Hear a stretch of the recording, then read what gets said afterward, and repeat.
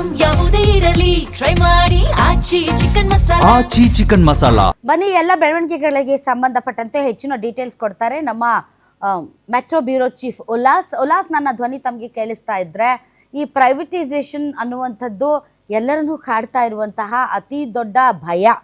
ಇವತ್ತು KPTCL ಅಡಿಯಲ್ಲಿ 5 ಎಸ್ಕಾಮ್ಗಳನ್ನು ಇವರು ಪ್ರೈವೇಟ್ ಮಾಡ್ತಾರೆ ಅಂತಂದರೆ ಆಬ್ವಿಯಸ್ಲಿ ಗೃಹಜ್ಯೋತಿ ಮೇಲೆ ಪರಿಣಾಮ ಬೀರುತ್ತೆ ಮತ್ತು ಸರ್ಕಾರಿ ಉದ್ಯೋಗ ಅಂತ ಅಂದುಕೊಂಡಿರುವಂತಹ ಎಂಪ್ಲಾಯೀಸ್ ಏನಿದ್ದಾರೆ ಅವ್ರಿಗೂ ಒಂದು ರೀತಿಯಂಥ ಅಭದ್ರತೆ ಕಾಡ್ತಾ ಇದೆ. ಸೊ ಈ ನಿಟ್ಟಿನಲ್ಲಿ ಯಾವ ರೀತಿಯಾದಂಥ ಆತಂಕಗಳಿವೆ? ರಾಧಾ, ಈಗಾಗಲೇ ರಾಜ್ಯ ಸರ್ಕಾರ ಖಾಸಗಿ ಒಡೆತನದ ಕಂಪನಿಗಳಿಗೆ ರಾಜ್ಯದಲ್ಲಿ ವಿದ್ಯುತ್ ಪೂರೈಕೆ ಮಾಡಬೇಕು ಅನ್ನುವಂತ ನಿಟ್ಟಿನಲ್ಲಿ ಒಂದು ಅವಕಾಶವನ್ನ ಕೊಡುವಂತಹ ಸಾಧ್ಯತೆಗಳು ಹೆಚ್ಚಾಗಿದೆ. ಯಾಕೆಂತಂದ್ರೆ ಈಗಾಗಲೇ ಮೂಲಗಳ ಇಂಧನ ಇಲಾಖೆ ಕೊಟ್ಟಿರುವಂತಹ ಮಾಹಿತಿ ಪ್ರಕಾರ ಟಾಟಾ ಕಂಪನಿ ಏನಿದೆ, ಟಾಟಾ ಪವರ್ ರಾಜ್ಯದಲ್ಲಿ ವಿದ್ಯುತ್ ಅನ್ನ ಪೂರೈಕೆ ಮಾಡಬೇಕು ಅನ್ನುವಂತ ನಿಟ್ಟಿನಲ್ಲಿ ಒಂದು ಆಸಕ್ತಿಯನ್ನ ಹೊಂದಿದೆ. ಈಗಾಗಲೇ ದೆಹಲಿ ಆಗಿರ್ಬೋದು, ಮುಂಬೈ ಮತ್ತೆ ಗುಜರಾತ್ ರಾಜ್ಯಗಳಲ್ಲಿ ಖಾಸಗಿ ಕಂಪನಿಗಳು ಆಯಾ ರಾಜ್ಯದಲ್ಲಿ ವಿದ್ಯುತ್ ಅನ್ನ ಪೂರೈಕೆ ಮಾಡುವಂತಹ ಕೆಲಸವನ್ನ ಮಾಡ್ತಿದ್ದೇವೆ. ಸೊ ಅದೇ ಒಂದು ಮಾದರಿಯಲ್ಲಿ ರಾಜ್ಯದಲ್ಲೂ ಕೂಡ ಟಾಟಾ ಪವರ್ ವಿದ್ಯುತ್ ಅನ್ನ ಪೂರೈಕೆ ಮಾಡಬೇಕು ಅನ್ನುವಂತಹ ಒಂದು ಅಪ್ಲಿಕೇಶನ್ ಅನ್ನ ಹಾಕಿದೆ. ಸೊ ಅದು 23ನೇ ತಾರೀಕುವರೆಗೂ ಕೂಡ ಇಂಧನ ಇಲಾಖೆ ಸಾರ್ವಜನಿಕ ಆಕ್ಷೇಪಣೆಗೆ ಅವಕಾಶವನ್ನ ಕಲ್ಪಿಸಿಕೊಟ್ಟಿದೆ. ಒಂದ್ ವೇಳೆ ಇಂಧನ ಇಲಾಖೆ ಟಾಟಾ ಪವರ್ ಕಂಪನಿಗೆ ಏನಾದ್ರೂ ವಿದ್ಯುತ್ತನ್ನ ಪೂರೈಕೆ ಮಾಡ್ಲಿಕ್ಕೆ ಅವಕಾಶ ಕೊಟ್ಟಿದ್ದೆ ಆದ್ರೆ ಒಂದು ಆತಂಕ ನಿಜವಾಗ್ಲೂ ರಾಜ್ಯದ ಜನರಿಗೆ ಕಾಡುತ್ತೆ. ಈಗ ಸಿಗ್ತಾ ಇರುವಂತಹ ಗೃಹಜ್ಯೋತಿ ಯೋಜನೆ ಆಗಿರ್ಬೋದು, ಮತ್ತೆ ರೈತರಿಗೆ ಉಚಿತವಾಗಿ ಸಿಗ್ತಾ ಇರುವಂತಹ ಕರೆಂಟ್ ಏನಿದೆ ಅದು ಸಂಪೂರ್ಣವಾಗಿ ಸ್ಥಗಿತ ಆಗುವಂತ ಸಾಧ್ಯತೆಗಳಿದ್ದಾವೆ.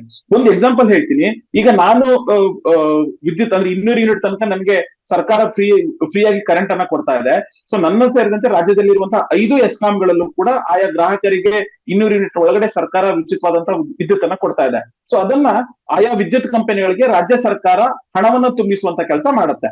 ಈಗ ಒಂದ್ ವೇಳೆ ಖಾಸಗಿ ಕಂಪನಿಗೆಲ್ಲರೂ ವಿದ್ಯುತ್ ಅನ್ನ ಪೂರೈಕೆ ಮಾಡ್ಲಿಕ್ಕೆ ಅವಕಾಶವನ್ನ ಕೊಟ್ಟಿದ್ದೆ ಆದ್ರೆ ರಾಜ್ಯ ಸರ್ಕಾರ ಈಗ ನಾನು 200 ಯೂನಿಟ್ ಈಗ ಎಲ್ಲವೂ ಕೂಡ ಬುಕ್ಕಲ್ ಅಡ್ಜಸ್ಟ್ಮೆಂಟ್ ಅಲ್ಲಿ ನಡೀತಾ ಇದೆ. ಅಂದ್ರೆ ರಾಜ್ಯ ಸರ್ಕಾರ 5 ಎಸ್ಕಾಂಗಳಿಗೆ ವರ್ಷದಲ್ಲಿ 2 ಸಲನೋ ಅಥವಾ 3 ಸಲನೋ ಬಿಲ್ ಅನ್ನ ಕ್ಲಿಯರ್ ಮಾಡುವಂತ ಕೆಲಸ ಮಾಡ್ತಾ ಇದೆ. ಅಂದ್ರೆ ಆಯಾ ತಿಂಗಳ ಬಿಲ್ ಅನ್ನ ಆಯಾ ತಿಂಗಳೇ ಕೊಡುವಂತ ಕೆಲಸ ರಾಜ್ಯ ಹಣಕಾಸು ಇಲಾಖೆ ಮಾಡೋದಿಲ್ಲ. 2 ತಿಂಗಳು 3 ತಿಂಗಳು ವಿಳಂಬ ಅದು ಇರುವಂತಹ ಪದ್ಧತಿ.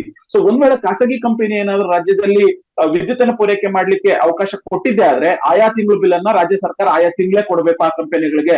ಒಂದ್ ವೇಳೆ ಕೊಡ್ಲಿಲ್ಲ ಅಂತಂದ್ರೆ ಖಾಸಗಿ ಕಂಪನಿ ಲಾಭ ಮಾಡಕ್ಕಾಗೇನೆ ಇಲ್ಲಿ ಪವರ್ ಅನ್ನ ಸಪ್ಲೈ ಮಾಡ್ಲಿಕ್ಕೆ ಬಂದಿರೋದ್ರಿಂದ ಯಾವುದೇ ಕಾರಣಕ್ಕೂ ಒಂದು ದಿನ ಕೂಡ ಎಕ್ಸ್ಟೆಂಡ್ ಅನ್ನ ಮಾಡುವಂತ ಸಾಧ್ಯತೆ ಇರೋದಿಲ್ಲ. ಸೊ ಹಾಗಾಗಿ ತಕ್ಷಣನೇ ಬಂದು ಪವರ್ ಕನೆಕ್ಷನ್ ಅನ್ನ ಕಟ್ ಮಾಡುವಂತ ಸಾಧ್ಯತೆಗಳಿದೆ.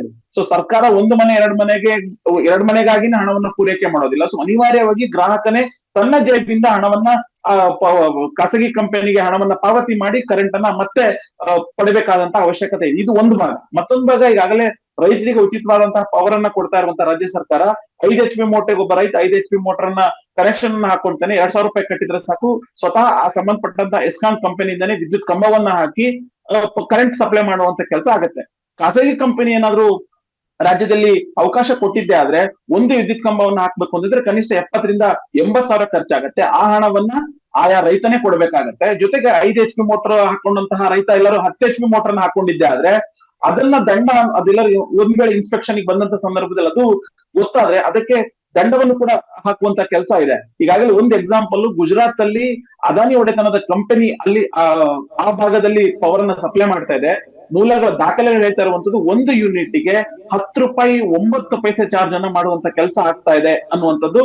ಅಂದ್ರೆ ಎಲ್ಲ ಒಂದ್ ಕಡೆ ಈಗ ಉಚಿತವಾಗಿ ಆರಂಭದಲ್ಲಿ ಗ್ರಾಹಕರಿಗೆ ಕಾಂಪಿಟೇಟಿವ್ ಪ್ರೈಸ್ ಅಲ್ಲಿ ವಿದ್ಯುತ್ ಪೂರೈಕೆ ಆಗುತ್ತೆ ಅನ್ನುವಂಥದ್ದಾದ್ರೆ ದಿನ ಕಳೆದಂತೆ ಅದರ ಅಮೌಂಟ್ ಕೂಡ ಹೆಚ್ಚಾಗುವಂತ ಸಾಧ್ಯತೆ. ಈಗ 5 ರೂಪಾಯಿ 6 ರೂಪಾಯಿ ಗೃಹ ಬಳಕೆಗೆ 5 ರೂಪಾಯಿ 1 ಯೂನಿಟ್ಗೆ 5 ರೂಪಾಯಿ 6 ರೂಪಾಯಿಗೆ ಎಸ್ಕಾಂಗಳು ಪೂರೈಕೆಯನ್ನ ಮಾಡ್ತಾ ಇದ್ದಾವೆ. ಸೊ ಒಂದ್ ವೇಳೆ ಖಾಸಗಿ ಕಂಪನಿ ರಾಜ್ಯದಲ್ಲಿ ಎಂಟ್ರಿ ಆಗಿದ್ದೆ ಆದ್ರೆ ಮುಂಬರುವಂತ ದಿನಗಳಲ್ಲಿ 10 ರೂಪಾಯಿ ಆದ್ರೂ ಕೂಡ ಆಶ್ಚರ್ಯ ಪಡಬೇಕಾಗಿಲ್ಲ. ಜೊತೆಗೆ ಬೇರೆ ಬೇರೆ ಶುಲ್ಕ ಅಂತೇಳಿ ಗ್ರಾಹಕರಿಗೆ ಹೊರೆ ಹಾಕುವಂತ ಸಾಧ್ಯತೆಗಳು ಇರುವಂತದ್ದು. ಸೊ ಅಂದ್ರೆ ಒಂದು ಆತಂಕ, ಉಚಿತವಾಗಿ ಸಿಗ್ತಾ ಇರುವಂತಹ ವಿದ್ಯುತ್ ಏನಿದೆ, ವಿದ್ಯುತ್ ಯೋಜನೆ ಅದು ಸ್ಥಗಿತ ಆಗುವಂತ ಸಾಧ್ಯತೆ ಇದೆ. ಜೊತೆಗೆ ಖಾಸಗಿ ಕಂಪನಿ ಏನಾದ್ರು ಎಂಟ್ರಿ ಆಗಿದ್ದೆ ಆದ್ರೆ ಈಗಿರುವಂತಹ 5 ಎಸ್ಕಾಂಗಳಾಗಿರ್ಬೋದು, KPCL ಆಗಿರ್ಬೋದು ಅಥವಾ KPTCL ಆಗಿರ್ಬೋದು, ಮತ್ತೆ ರಾಜ್ಯ ಅನುಮತಿ ಪಡೆದಂತಹ ಗುತ್ತಿಗೆದಾರರು ಏನಿದ್ದಾರೆ ಅವರೆಲ್ಲಾ ಕೆಲ್ಸಕ್ಕೂ ಕೂಡ ಕುತ್ತು ಬರುತ್ತೆ. ಯಾಕೆಂತಂದ್ರೆ ನೇರವಾದಂತಹ ಗ್ರಾಹಕನೇ ಖಾಸಗಿ ಕಂಪನಿ ಜೊತೆಗೆ ಒಂದು ವ್ಯವಹಾರವನ್ನ